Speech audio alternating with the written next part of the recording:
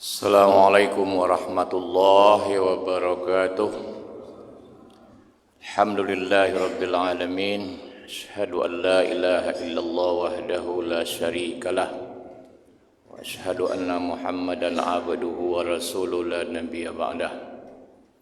Allahumma salli ala Muhammad wa ala alihi wa ashabihi ajma'in. La hawla wa la quwwata illa billahil aliyyil azim. Hasbiyallah wa ni'mal wakil, ni'mal maula wa ni'man nasir, amma ba'd. Bapak-bapak, ibu-ibu, saudaraku seiman rahimakumullah. Alhamdulillah, mari kita tingkatkan syukur kita. Maka insya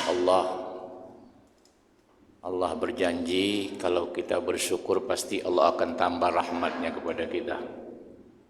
Wa idz ta'azzana rabbukum la in syakartum la azidannakum wa la in kafartum inna azabi lasyadid. Kalau kalian bersyukur, kata Allah, sungguh akan aku tambah rahmatku, nikmatku, rezeki yang kalian peroleh. Tapi kalau kalian kufur, siksaanku sangatlah dahsyat. Jadi siksaan Allah sangatlah dahsyat. Syukur diantara artinya adalah terbuka dan membuka. Kufur artinya tertutup dan menutup atau menimbun. Jadi syukur bukanlah sekedar hanya mengucapkan alhamdulillah, tapi syukur juga mengandung pengertian bagaimana kita bisa membuka rahasia ciptaan Allah. Tambang yang ada di bumi itu harus disyukuri, artinya harus dibuka sehingga datang manfaat kepada manusia. Itu syukur. Tapi walaupun baca alhamdulillah, tapi tambang dikelola orang kafir, akhirnya umat Islam menderita. Ini gara-gara kita salah memahami syukur.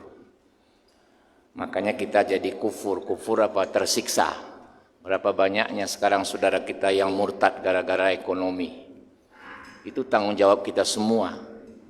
Jangan-jangan besok di mahsyar kita yang sholat setiap saat, waktu, jaga, baca Quran, puasa, sunat, tapi akhirnya neraka. Karena Allah panggil nanti di mahsyar, hai Azwir, sini kau. Ada apa ya Allah? Enggak tahu kau keluarga kau di pinggir-pinggir sana sudah banyak yang murtad oleh orang kafir. Enggak tahu ya Allah, saya berzikir. Saya enggak perlu zikir kamu. Kalau untuk zikir aja aku cipta lebih baik malaikat daripada kamu. Lebih banyak zikir malaikat daripada kamu. Saya ciptakan kamu di muka bumi untuk mengurus bumi, khalifah. Bagaimana si kafir tidak merajalela?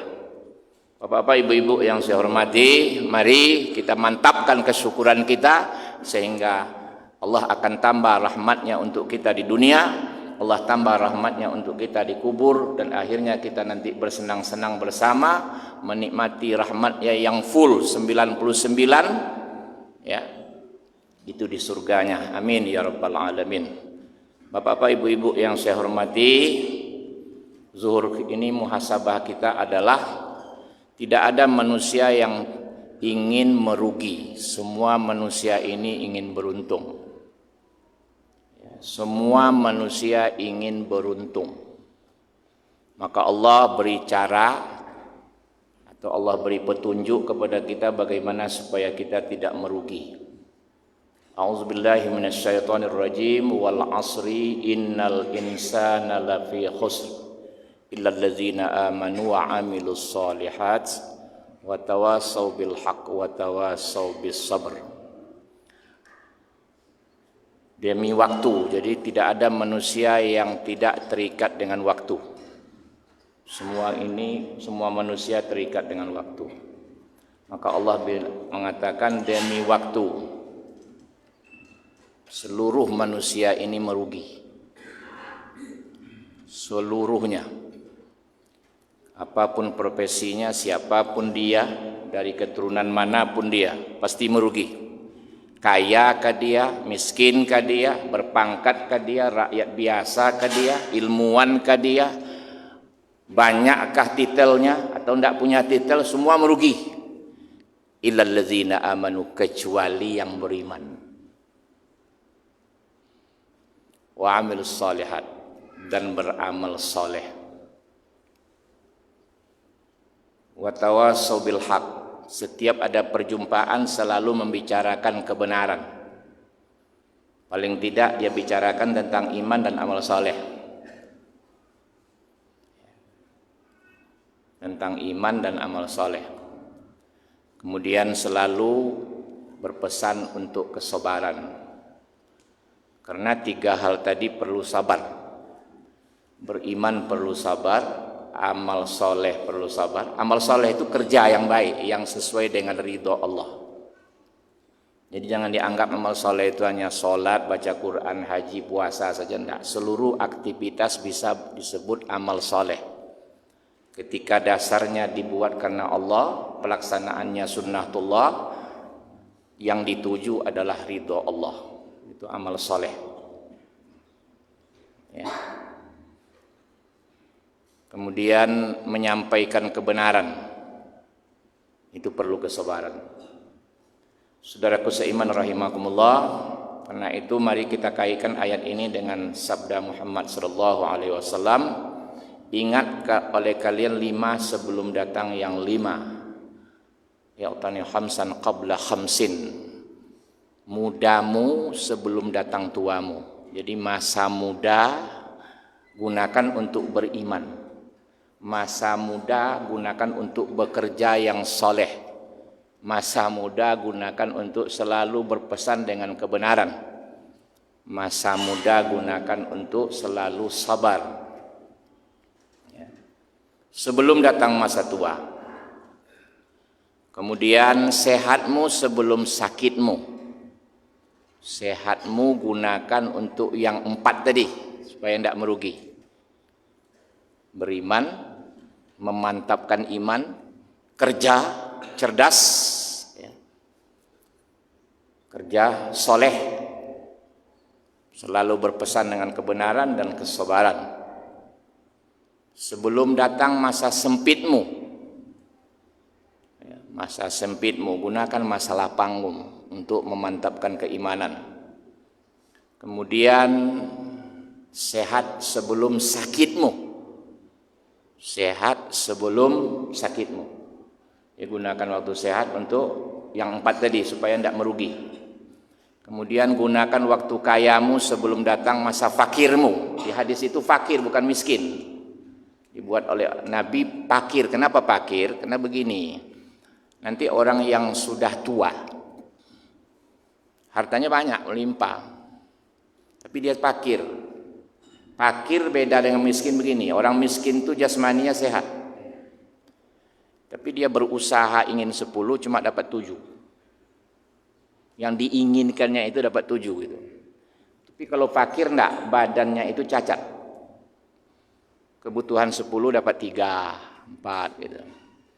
Jadi fakir itu begini. Dia kaya tapi fakir. Hartanya banyak tapi enggak bisa dimakan. Badan sakit, harta enggak bisa dinikmati. Dia butuh. Badannya itu butuh garam, butuh susu, butuh daging, tapi tidak bisa. Kenapa? Karena sudah ginjal kena, jantung kena, saraf kena, macam-macam. Itu fakir namanya. Dia kaya, depositonya puluhan miliar, tidak bisa mati. Itu. Karena itu gunakan waktu kaya ini, makan silakan enak, tapi gantikan ibadah. Pilih yang halal, baca bismillah, baca alhamdulillah, dan lain sebagainya.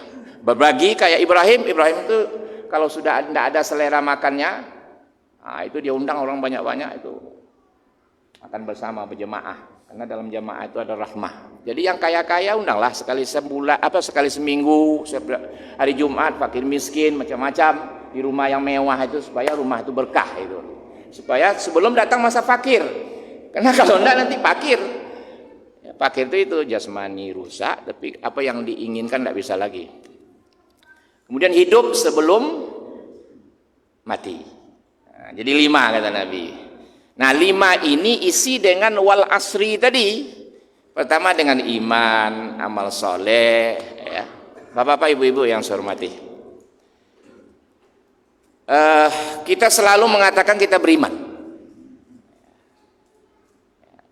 Kata iman itu seakar dengan kata aman. Jadi tadi ada rugi, kecuali yang beriman tidak rugi. Kenapa? Karena orang beriman itu kalau betul iman itu aman. Maksudnya apa? Ekonomi aman. Ya, aman. Maksudnya apa? Ya kalau sampai ke puncak tidak ada yang menerima zakat umat Islam. Semua berzakat. Ini aman nih. Ya. Waktu Umar bin Abdul Aziz jadi khalifah, itu tidak ada umat Islam yang menerima zakat, semua berzakat. Dan hartanya itu aman. Kenapa? Karena sistem di pasar tidak ada riba.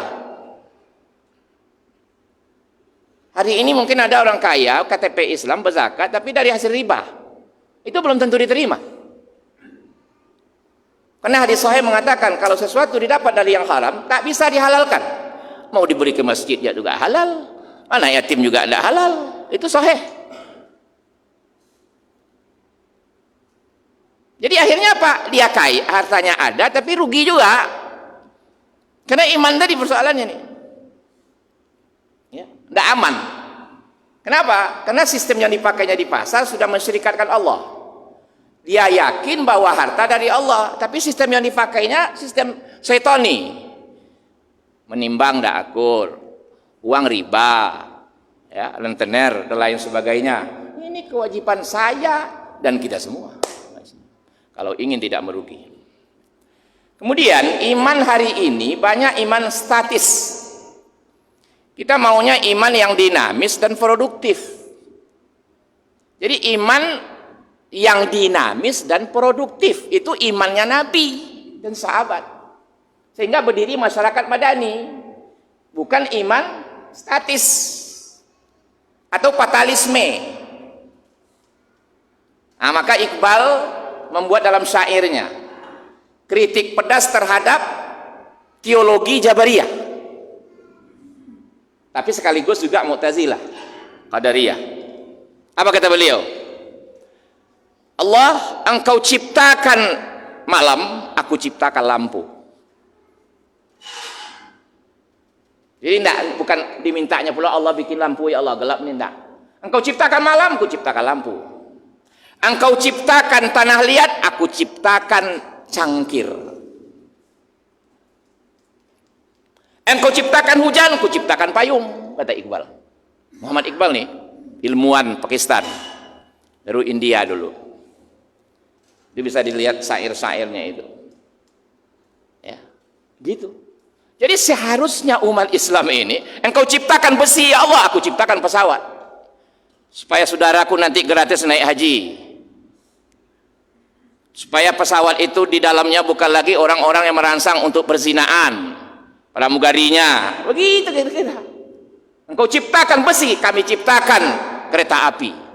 Engkau ciptakan besi, kami ciptakan pesawat. Itu seharusnya dan lain sebagainya. Itu namanya iman produktif, iman dinamis. Tapi sekarang bagaimana iman kita? Ya udahlah, ini takdir Allah, terima aja lah. Kita di masjid aja lah. Kalau perlu tasbihnya diperbesar sedikit. Sekarang kan besar sebesar biji jagung, besok sebesar buah pinang bikin. Subhanallah, subhanallah, subhanallah. Takkan pernah dirubah Allah nasib umat Islam kalau begitu.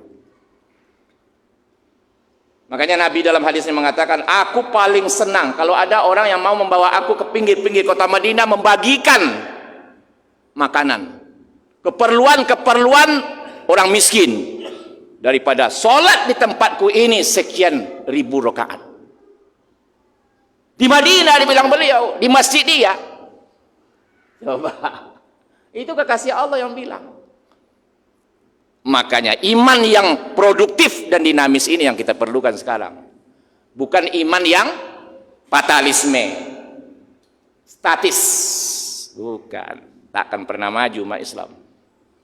Karena itu mari kita kaji keimanan. Iman kepada malaikat. Selalu saya bilang, kita hanya sebatas menyebut nama-nama malaikat. Dari TK sampai perguruan tinggi itu aja. Berapa malaikat yang wajib diketahui? 10. Apa tugasnya? Ini. Untuk apa Allah menciptakan malaikat kalau tidak ada hikmahnya? Supaya kita pikir. Kalau soal mengatur alam, Allah bisa kok. Makanya kalau kita disekak oleh cucu kita nanti, anak-anak kecil kita, kan kita kewalahan. Ya, Pak, tuh, ada apa nak? Tadi aku belajar di sekolah tuh, apa pelajaranmu? Katanya Allah itu kuasa. Oh ya, Maha mengetahui, berkuasa, kaya, macam-macam. Iya, tapi saya juga belajar katanya ada malaikat tuh yang tukang catat, yang tukang bagi rezeki, yang tukang cabut nyawa. Berarti Allah kan tidak kuasa. Jawab kita apa? Apa yang kita jawab? Akhirnya ada yang jawab, udahlah pergilah kamu sama papamu, mamamu. Pening apa? Nggak bisa, Pak. Makanya Allah suruh mikir, ciptaanku kalian pikirkan, kalau aku tidak perlu kalian pikirkan. Kalau aku kalian zikirkan supaya kalian tenang. Tapi kalau ciptaanku, pikirkan. Malaikat, surga, neraka, silakan pikirkan, tidak apa-apa. Tapi jangan dizikirkan makhluk Allah. Coba, kita ini dipanggil Allah dalam Al-Quran kan nas. Insan, bashar, nas, bani Adam. Ketika Allah memanggil kita insan, berarti kita makhluk psikis, rohani. Ketika Allah memanggil kita bashar, kita makhluk psikis, jasmani, biologis. Nih, jasmani, ini bashar. Maka Nabi bilang, saya makhluk seperti kalian. Secara biologi kita sama dengan Muhammad SAW. Tetapi secara insannya ada beda, dia dapat wahyu, sanggup dia menahan. Kita nggak sanggup. Rohani kita tuh nggak sanggup menerima wahyu. Nabi aja menggigil, makanya dikatakan dia tukang sihir. Nah, gitu, maka pilihan. Kemudian Allah panggil kita nas. Apa? Kita ini makhluk sosial. Makhluknya apa? Maksudnya apa? Kita tidak bisa berdiri sendiri. Kita perlu yang lain. Nah, karena itu datang hadis al-jamaah rahmah. Kalau kalian berjamaah pasti dapat rahmat. Artinya apa? Bikin organisasi. Maka dididik dalam sholat. Kalau berjamaah 27 derajat. Kalau berjamaah 25 derajat. Artinya apa? Sesuatu yang kalian ingin capai dengan cara berjamaah pasti lebih daripada kalian sendiri-sendiri. Maka konsep jamaah itu indah. Jadi malaikat diciptakan apa maksudnya? Ya contoh nih ya, alam semesta ini sudah kuserahkan kepada malaikat mengelolanya. Ku bikin penjemaah dia. Sudah itu apa lagi? Pakai tenaga ahli. Makanya malaikat itu ahli di bidang masing-masing. Keluarlah hadis, iza usnidal amru ila ghairi ahlihi pantaziris sa'a, kata Nabi. Apabila suatu urusan diberikan kepada yang tidak ahlinya, tunggu kehancuran. Jadi jangan kita keluar juga di bawah ini rakyat. Kita yang milih dia tidak ahli kok, tukang kayu jadi pemimpin kita, gimana caranya? Negeri lain maju, Jepang itu ilmuwan jadi presidennya, perdana menterinya. Maka maju dia. Kita punya umat Islam, jangan serahkan kepada yang tidak ahlinya. Hancur. Ini duduk di DPR umpamanya, dia tidak ngerti politik sedikit pun. Dirikan partai politik, tidak ngerti politik Islam itu kayak apa. Saya pernah tanya di Riau ini, ketua yang asasnya Islam. Saya tanya, Pak Haji, maaf, kita kan bersaudara. Ya Ustaz, pengurus wilayah ini apa buku wajibnya tentang politik Islam? Ada nggak yang harus dibaca? Tidak ada Ustaz. Ya Pak, gimana mau ahli? Jadi iman kepada malaikat, itu Allah ngajar kita kayak ini kalian. Sudah itu koordinasi, bagaimana indah koordinasinya malaikat antara pengatur rezeki dengan malaikat maut. Kalau rezeki sudah habis, malaikat maut langsung cabut SK-nya.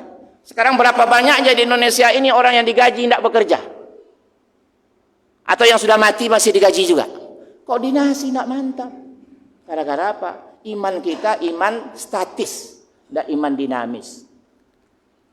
Bapak-bapak, ibu-ibu yang saya hormati, mari bersama, saya terutama, kita. Mari kalau tidak ingin merugi, 4 syaratnya. Iman, kerja soleh, sudah itu, di mana saja kita berada, selalu berkomunikasi dengan kebenaran. Gimana iman kamu sekarang? Gimana usahamu sekarang? Zakatmu berapa sekarang? Nah itulah kamu. Kemarin zakatmu 3M setahun bar. Kemarin kok turun. Mungkin iman anak buahmu sudah luntur itu. Iya mungkin ya. Saya akan cek nanti. Mungkin ada yang berzina mungkin tuh. Mungkin tahajudnya ada yang sudah lemah. Mungkin duhanya ada yang... Wah itu mantap. Itu yang harus. Jangan waktu yang dimaksud amal soleh itu. Setiap ketemu, kau berapa zikir kau? Doa kau berapa? Itu ya juga. Tapi bagaimana kaitannya dengan kehidupan? Itu yang membuat kita tidak merugi. Itu saja barangkali muhasabah kita zuhur ini. Untuk kita semua umat Islam.